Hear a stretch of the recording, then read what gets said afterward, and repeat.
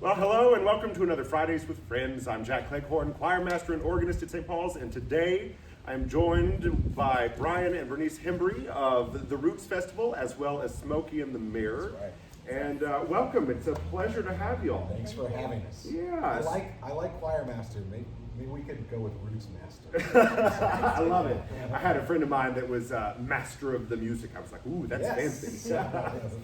So, what I think is really cool about being in Fayetteville is our sense of community. And for our musicians, this pandemic has been really difficult. And it's changed how we approach our art form, how we interact with our audience, and how we make a living.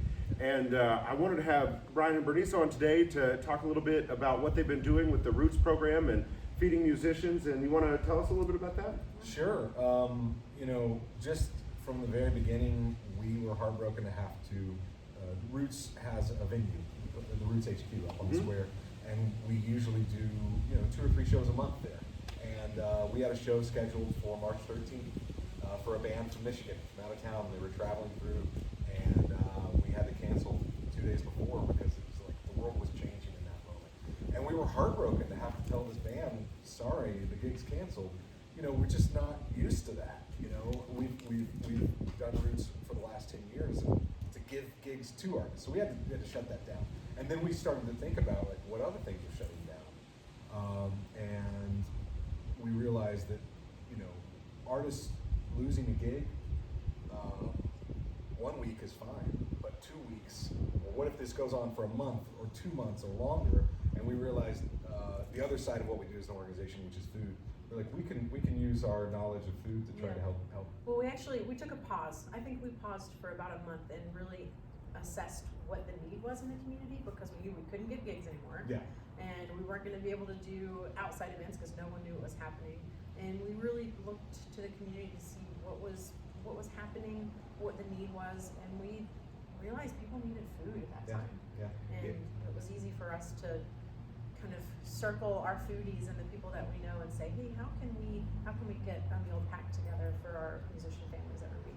Yeah, y'all don't just do like what St. Paul's does, the community meals, where it's one meal on Monday and Wednesday, but y'all do like a food pack that's a certain amount of servings over the week to help these gigging musicians. That's one of the hard things about being a musician, especially a freelance artist, is that it can be, we were talking about this, very feast or famine. And so what your program has set up has been supplementing and helping these people when they don't know where their next paycheck is coming from. So tell us a little bit about that. Yeah, back to that idea of losing a gig. Sometimes if you think about losing a gig, there's 2 sides to it. And the thing that most people think about is like, oh, you lost that money. You didn't make $400 that week. But sometimes the gig also comes with a really great hot meal.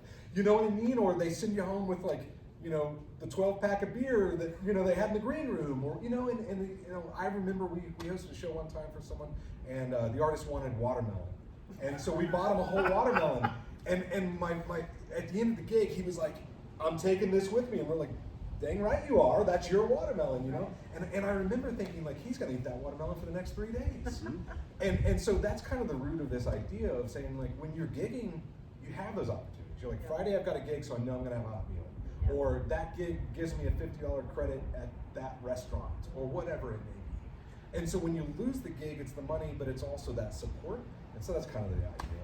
But y'all have a history of treating your musicians well throughout the Roots Festival. So much community building happens between music and food, and singing your songs, your stories for everybody. That it's so awesome that you support them like that, because often they're treated as a like an afterthought, and then here you are taking care of your own even before this. So what might seem as a pivot has really been what you've been doing the whole time.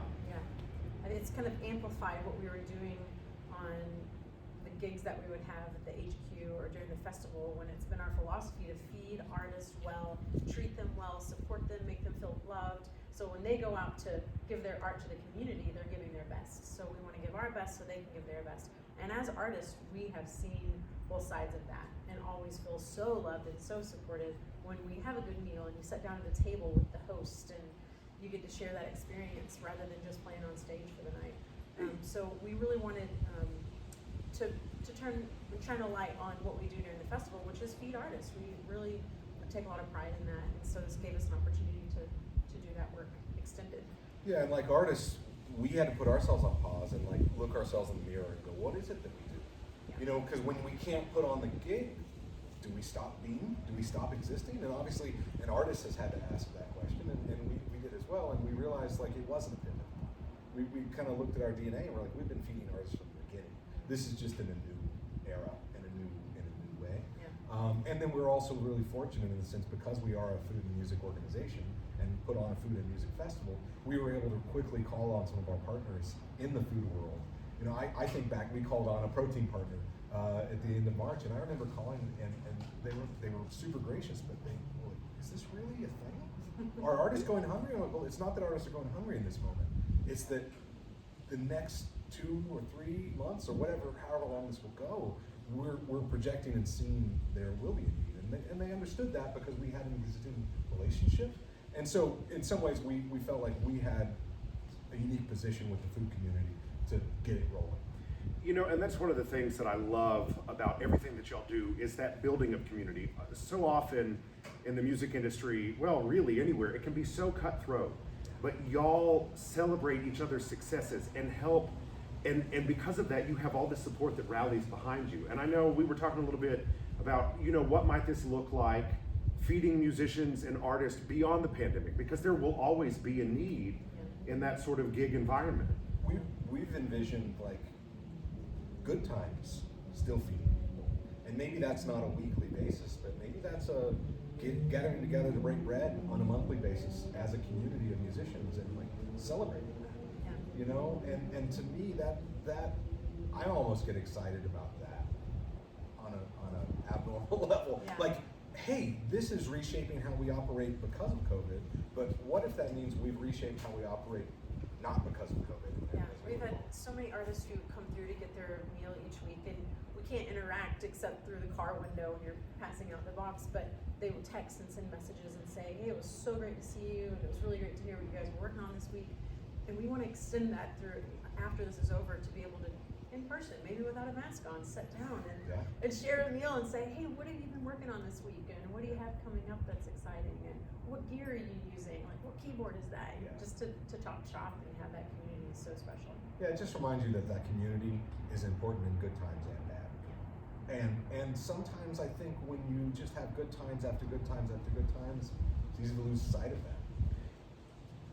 That's so, you know, that reminds me, Winston Churchill, they were talking about defunding the arts during World War II. And Winston Churchill said, you know, if we're not funding that, what are we fighting for? That's right. And you're right, good times and bad. And we often take it for granted, you know, because music is ubiquitous. You go into an elevator, you hear it, you're surrounded by it in the car, but live music and the connection that brings to the community, and yeah, it's so very important. We're really fortunate because music wasn't taken away. It's not as if music ceased, now no longer exists. It's just we've had the opportunity to stop and imagine what if that did happen. And so we have the opportunity to still nurture it so that we can get back to that moment where we value it in that way. You know, to me that's the pandemic engine. You know, this has been horrific, but I can imagine a more horrific scenario. And I'm glad that it's not that. And let's use this less horrific scenario to try to build a better world. You know, and saying that reminds me of, well, y'all are both Smokey in the Mirror, and y'all were in Denmark, what, last year? And the collaboration between, you know, the chairs, right? And it's just so cool to see, and you know, you were talking about your experience and how music and culture and arts are such an integral part to their society, and the performance opportunities there, but the collaboration therein is also so supported. That's right, the We Society versus the Me Society Yes. that we talk a lot about. And the way they're supported by their government, by the people that cherish the music and the arts, and to have that support gives them the opportunity to do their art form. Whereas here, you've got to have 3 jobs, maybe 4, and you're doing your art on the side as best you can. And so to have a little bit of support from your community is so impactful, and I can't say that. A lot of people, they don't know, they don't appreciate it until you see the support. Yeah, and that has been about a 4-year project. You know, it took us 4 years to kind of build that relationship and then get to recording an album with our counterparts in Denmark, the Sentimentals. But what was amazing is, you know, we got a chance to see both sides, and you know, they came and saw the festival, where we have chefs on the team, I guess you could say. They're, you know, Yeah. we have guest chefs as a part of Roots Festival, and they tried to explain to them, they're like, oh, this is like what we do. I'm like, what are you talking about? And then we went and toured with them in Denmark, and we played these venues that the venue had an in-house chef. And so instead of sending you out with, you know, Your per diem or your whatever. per Yeah, diem, yeah. They, like the in-house chef is like, look at this salmon we've prepared for you. You know, and For we real. realized like, oh, this is like what we do, but we didn't know that.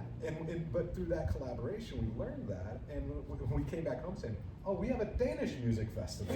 You know, not in style of music or anything, but in the way that, you know, Just the philosophy. the philosophy of the way we approach it. And even just to go further down that road, you know, in Denmark, they were one of the countries very early on. They said, no music festivals this summer. They actually made that decision in late April. And Oh, they have wow. more music festivals in their tiny country than like the whole of Scandinavia. I The mean, it's summer music incredible. No festival in kidding. Denmark Yes. is a beautiful thing. They have 5 million people, and they have 500 summer music festivals. That's mind blowing. Yeah, and that's in the geographic area the size of Arkansas. Yeah. You know, and so, but they shut it down early, and that was, in some ways, we were glad that they did that, because it showed us like, oh, they're making a smart decision, and now they're back and they're doing music, and they really kept things at bay. And so, you know, in some ways, that collaboration has been just a blessing to be able to have counterparts elsewhere in the world and see how they're dealing and what they're doing, and you know, that's what music is. A language that you can speak together, even if it's not your direct counterpart. Absolutely. Absolutely. Well, I think y'all are going to leave us with a song, Yeah. and you want to tell us a little bit about what you're going to play? Sure. So right after the COVID hit, we recorded a couple songs at the Roots HQ, and we had a great team from Red Barn Studio that came in. We've worked with them for years, doing videos during the festival. They came in and filmed us singing one of our songs called Thin Black Line. Yeah. And it's, I guess, a hopeful song. It's one that Brian wrote. I think it's inspired by a flooded road in Tulsa, Oklahoma. Yeah. That's where its inspiration came from. It was a road that I couldn't cross because it was flooded. That sounds just so basic, but I use that as inspiration to write this song about, like, you know, there will be days better than this, and it's been kind of a little bit of a mantra or a song mantra for us over these last months or so. Yeah. Well, thank y'all for being with us today, Thank you, and Jack. Thanks for having it's us. been an absolute pleasure. So Thanks for doing enjoy Thin Black Line.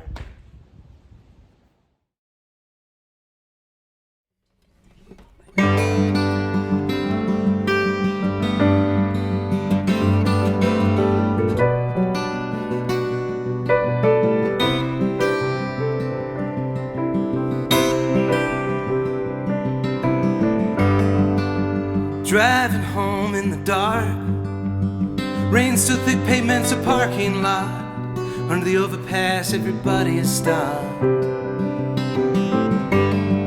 I keep pressing on, I'm sure it's flooded at the low water road, quarter of a mile from my home.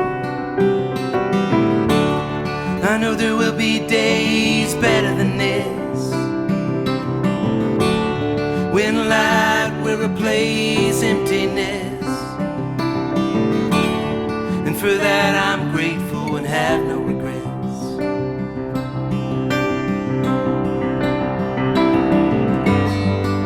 The wipers are whining, they're keeping time with the speed of my breath. I'm praying soon I can get my rest. It's just a thin black line in the middle of a meteor field. Any moment all could be revealed. I know there will be days better than this, when light will replace hopelessness. And for that I'm grateful and have no regrets.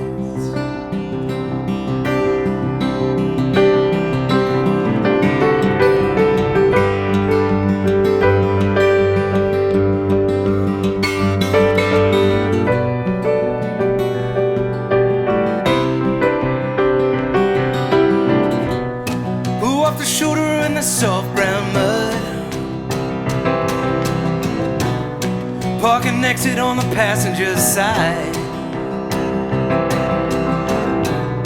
waiting water that is 2 feet high. It'll dry, it'll dry. I know there will be days